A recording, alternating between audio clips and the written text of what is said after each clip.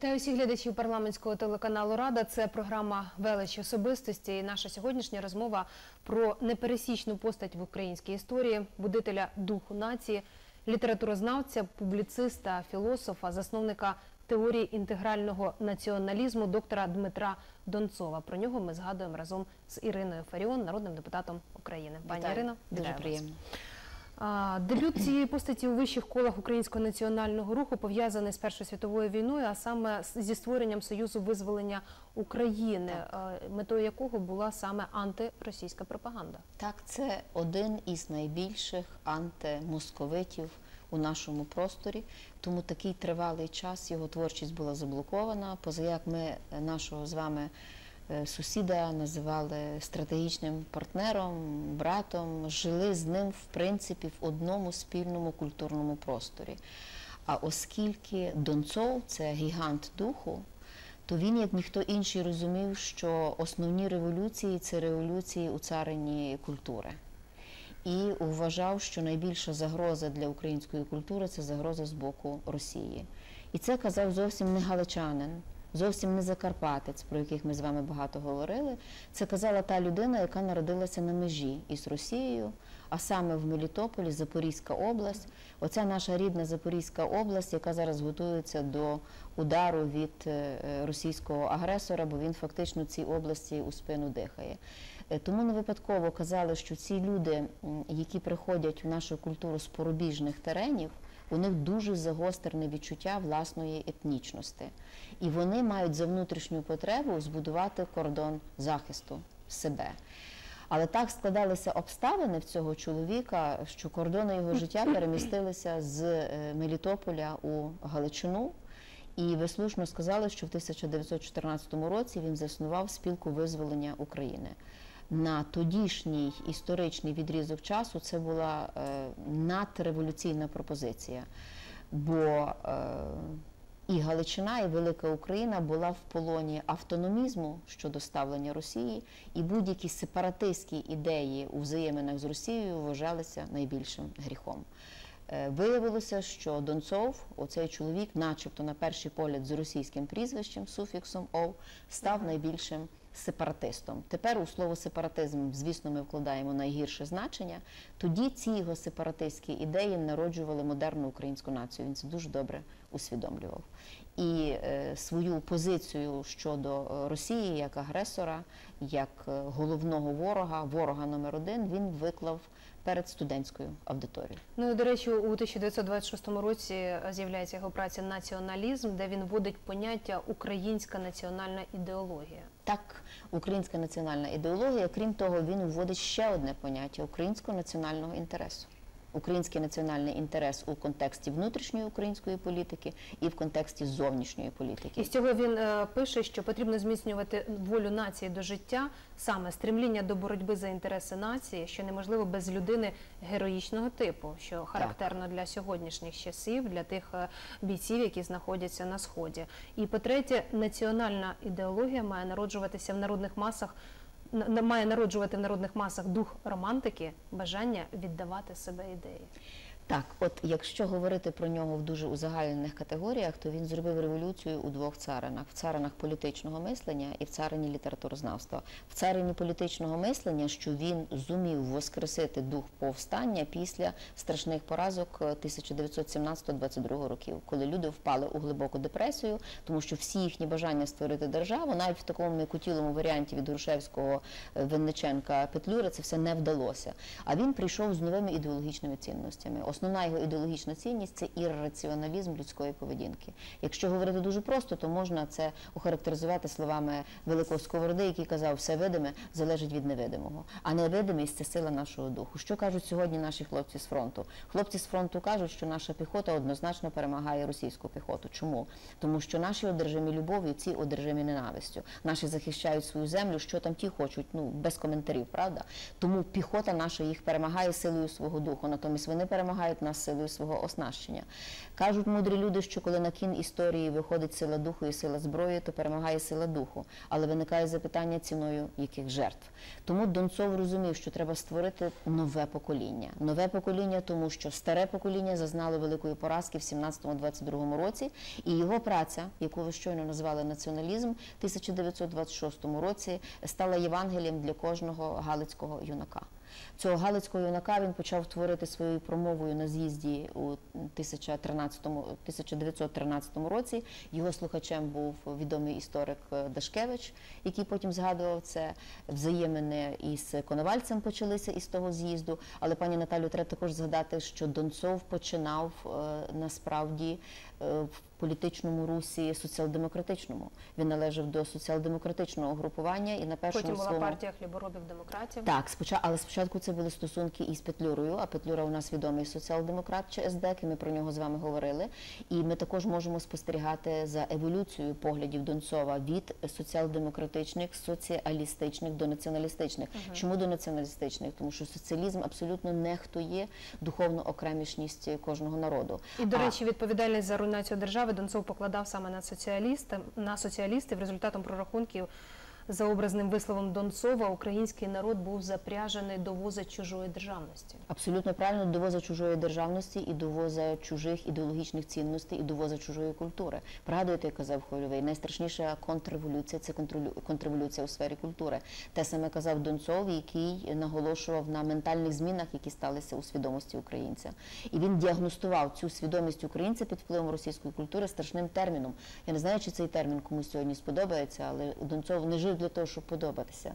Він жив для того, щоб виповісти ту правду, яку він в собі носив. Подивіться, який це красивий, експресивний чоловік. На превеликий жаль, збиралося дуже мало його світлин. Отже, він назвав те, що було у нашій нації, це постійне роздвоєння, це постійна роздертість між Європою і Росією, національним гермафродитизмом або внутрішньою роздвоєністю. І зараз ця внутрішня роздвоєність не дозволяє нам виграти цю війну з Росією, бо ми цю війну чомусь називаємо АТО, ми називаємо мирним планом. Як можна з агресором домовлятися про мир? Мир можна тільки виграти, і через виграну війну. До речі, я хочу процитувати цікаву річ, на яку покликається Донцов, бо діяв він у часі між двома війнами.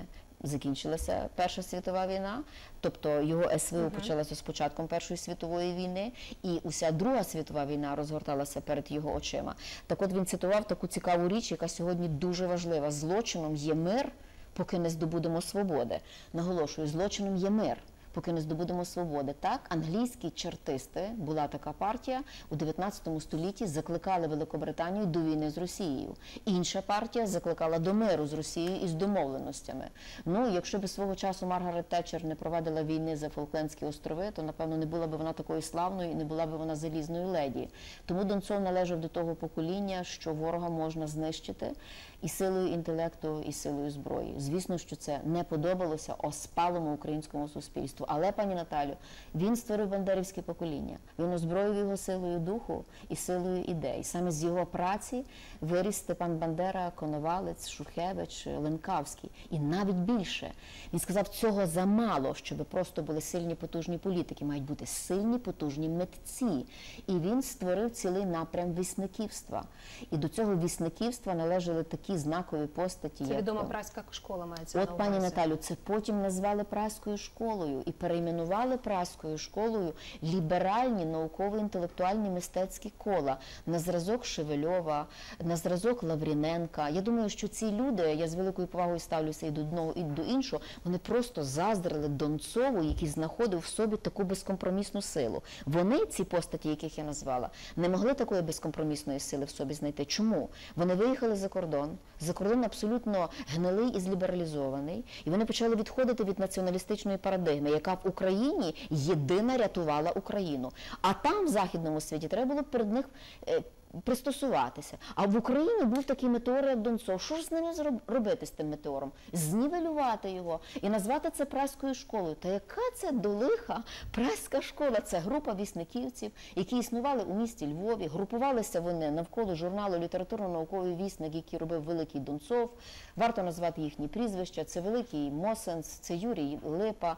Це і Ольжич, і Теліга. І Маланюк, і Клен. І Клен. От зверніть увагу, як еволюціонував Клен. Клен спочатку належав до групи неокласиків. Так, вони бавилися в європейські мови, вони естетизували, а потім раптом така стрімка націоналістична парадигма. Клен, який за національністю був німцем. Бурхард, справжнє його прізвище. А наш великий метеор Донцов казав, що десь там третина італійської крові у ньому вибухає також. Звідси, можливо, цей невгасний темперамент, звідси оця яскрава публіцистичність, звідси невгамовна плідність. Це чоловік, який видавав на поверхню таку кількість есеїстики, що її не встигали читати. До речі, теперішній міністр освіти Квіт слушно про нього зауважив в своїй монографії, що про нього більше сперечалися, ніж читали. А щоб читати його, треба мати внутрішню силу це прочитати, а потякати язиками – це не так уже й складно. Ну, дискусія навколо постаті Донцова точиться і до сьогодні. Так. Чим вони такі неоднозначні. Так, неоднозначні. І ви знаєте, в моєму проєкті «Від книги до мети», де я презентувала 2 томи вибраних творів Донцова, а зараз здійснюється проєкт «10-томовик» Дмитра Донцова, і натхненником цього проєкту є доцент з Дрогобицького університету Олег Баган. Щиро йому за це вдячна. Олег запланував це видати у 10 томах, а я бачу, що воно вийде за межі тих 10 томів. Наразі нема коштів, щоб це стрімко продовжувати. 5 томів видано. Так от, коли ми презентували перший і другий том праці Донцова, то знайшлася в залі особа, яка почала верещати про те, що Донцов був фашистом. Ми, звичайно, ту особу вивели. Я взагалі бажала, щоб її через вікно викинули, але люди в нас якісь дуже такі сердобольні. Так от, просто внутрішня сила Донцова завжди була перешкодою для слабосильних і слабовольних. Вони на тлі Донцова були надто малі, щоб не рявкати, не гавкати, не цявкати і не бути отою москою на тлі великого слона у найпозитивнішому значенні цього слова. От Ігор Загребельний пише про нього, що Дмитра Донцова можна любити або ненавидіти, Так. третього не дано. Це дуже правильно, тому що цей чоловік жив винятково за внутрішніми імперативами. Зовнішній світ для нього був вторинним чинником. Він настільки багато, пані Наталю, в себе вкладав, він у 14 років прочитав, в принципі, усю європейську класику. У нього в хаті була велика бібліотека. Нагадаємо, що коли йому було 11 років, не було вже ні мами, ні тата.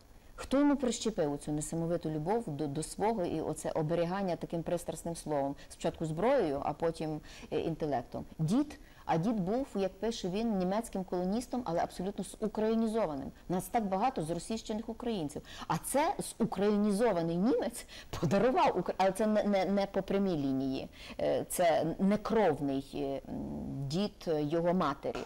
Він прищепив у цьому хлопчикові несамовиту любов до українства, і він цю любов потім, навчаючись у Віденському університеті і проживаючи у Львові, поклав вже на українську основу. До речі, без кохання тут не обійшлося, пані Наталю.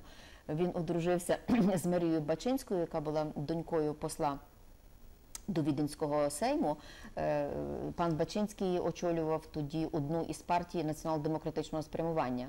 Звичайно, що Донцов почав тяжіти до цього напряму, але його завжди дратували оці гермафродитні, вибачте, назви. Націонал-демократи, соціал-демократи. Він був одноцільним чоловіком і представником напряму вольового націоналізму. Будь сильний, якщо ти щойно починаєш ділитися і роздвоюватися, ти програєш. Такі, як Донцов, не програють. Ну, я хочу, ми вже згадували з вами про те, що йому доводилося працювати в період і Першої світової війни, між війнами, період Другої світової війни, і він завжди не полишав розбудову і пошуки ідеї відновлення державності на наших землях.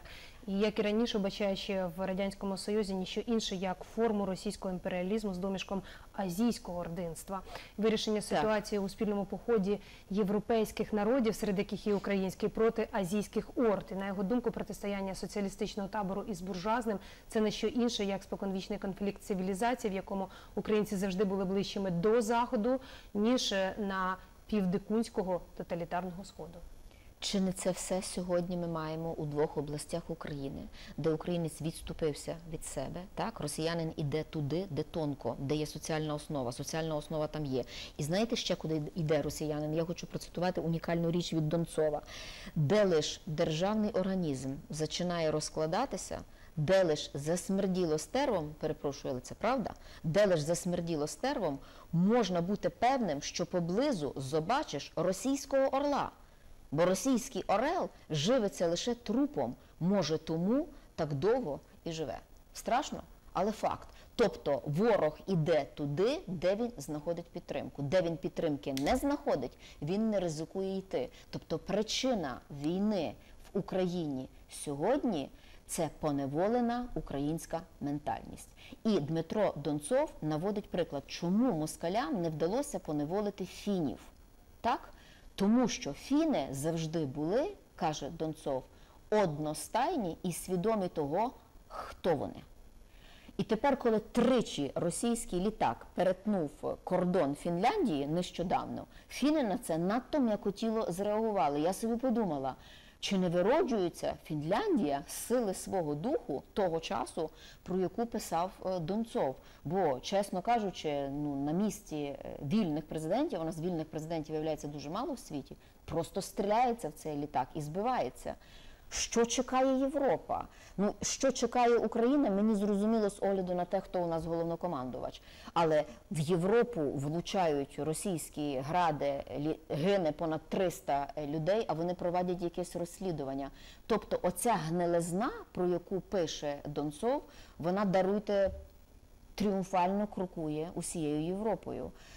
Донцов дуже добре знав Маркса і його глибоко критикував, особливо соціалістичну ідеологію його і комуністичну. Але Маркс сказав, що московський ведмідь зупиниться там, де зупинять його європейські звірі. Як поводять себе європейські звірі, ми бачимо, тому московський ведмідь тріумфально крокує далі. Донцов ставив фортецю на російському наступу, тому його так ненавиділи. Донцов дорікав компромісам, Донцов заперечував можливість домовлятися з ворогом. На цей час це була надто смілива філософія. Донцов лишив нам свої заповіти, вражає їх сучасність і актуальність. Вони містять багато відповідей на найгостріші сьогоднішні питання, зокрема, які мають бути стосунки з Росією, як ставитись до Європи і її новацій, який характер справжньої української політичної еліти, що як необхідно змінити в українській ментальності, що варто наслідувати в історії України і про чиї діяння варто пам'ятати, лише аби не повторювати тих самих помилок в державній розбудові і так далі. От наскільки він, скажімо так, був пророком, настільки він передбачав, і все, що він писав у своїх працях, сьогодні настільки це актуально для України. Так, тобто є навіть один такий цікавий матеріал, що Донцов не залишився у 20 столітті. Донцов тріумфально перейшов в 3 століття. Донцов випередив час. Оцей великий одинак тримав на своїх плечах дух української нації, і лише окремі особистості здатні були про це почути. І найстрашніше, пані Наталю, що з ним боролося не тільки політичне середовище. Зрозуміло, що найбільшими його ворогами були Грушевський, Єфремов, боже, не той, що тепер, а Сергій Єфремов, відомий критик, представник народницького напряму, Винниченко, щодо Петлюри це треба ще досліджувати і аналізувати. Його ворогом стало інтелектуальне і мистецьке середовище. Тобто, до прикладу, Шевельов. З Шевельовим у них були надзвичайно складні стосунки. Здавалося, що двоє дуже талановитих людей. Але якщо Шевельов став засновником наукової школи, то, Донцов став засновником і творцем нового покоління, бандерівського покоління, яке казало або Україна, або смерть.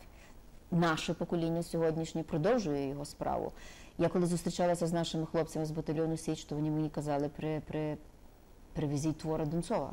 Вони дають силу сьогодні. І ми не згадали про те, що він помер у Канаді, власне, чому він туди потрапив? Це була вимушена еміграція? Це була вимушена еміграція, це ще один із найпотужніших емігрантів нашого світу. Дивіться, Тарас Григорович – це емігрант, Олександр Довженко – це емігрант, Донцов – це емігрант. Друга світова війна не давала жодного шансу Донцову вижити, тому що Донцов у німцеві бачив такого самого ворога, як і в московитові. Тому він опинився спочатку в Празі. В Празі, до речі, була велика кількість націоналістичних організацій, тому теперішні висловлювання президента Чехії, що в Україні громадянська війна, що в Майдані брало участь Бандерівське лігво, ну просто в шок тебе вганяють. Тому в нього був єдиний шлях виїхати з України, аби врятувати себе фізично і духовно живити Україну. Більшість свого життя закордонного він провів в Монреалі і викладав там літературу. Казав він свого часу, що з мене вільного українця зробив Тарас Шевченко, Пантелеймон Куліш, Олекса Стороженко і Гоголь. Гоголь за принципом відштовхування. Той Гоголь, який відступився від своєї мови, культури і в результаті збожеволів. Оце шлях кожної людини, яка зраджує своє. Тим більше, якщо це людина велика, якщо Господь тій людині дає талант. Про пересічник ми зараз не говоримо, ми говоримо про велич особистості. До речі, про Гоголя обов'язково колись поговоримо, про цього найбільшого яничара України, але одного з найбільш обдарованих людей, того, який став засновником російської класики. Про нього казали, що з його шинелі вийшла вся російська література. Там він викладав українську літературу як спосіб державотворення. Інші літератури можуть собі дозволити естетування, химерність форми, варіацію сюжетів, всього іншого. А українська література завжди була зброєю у боротьбі за українську державність. І тому одна із найособливіших постатей, яка магічно притягувала до себе Донцова, це була Леся Українка. І його стаття «Поетка українського ресурджименту» просто вражає, бо він подивився на Лесю Українку зовсім з іншого погляду, ніж потім це з нею робила радянська система. Ну і на сам кінець у нас не залишається зовсім часу, але хочеться наголосити, що грані його спадщини найрізноманітніші, окрім того, що ви згадували, що він був літературознавцем, що він був провідним літературним критиком, так. А ще він умів виголошувати промови і писати унікальним шрифтом для українських реалій. Він помічав всілякі тонкощі в нашому минулому, або історії наших народів, навіть ідейних супротивників, і все спрямовував до однієї величної мети самостійної соборної держави. Ну і спадщина актуальна для України так. і сьогодні. Він залишається так званим, можна його назвати на манер сьогоднішній, політологом, оскільки так, він умів пророкувати і розбиратися у політиці. Тому залишається тільки користуватися правильно цим надбанням, і я думаю, що українці будуть користуватися його працями ще багато десятиліть, які є досить сучасними і актуальними. І запам'ятають його фразу, що найбільше гнітять того, хто найменше вимагає. Дуже вам дякую. Нагадаю, що це була програма «Велич особистості». Дякую, що ви були з нами. Слідкуйте за нашими наступними ефірами. До зустрічі.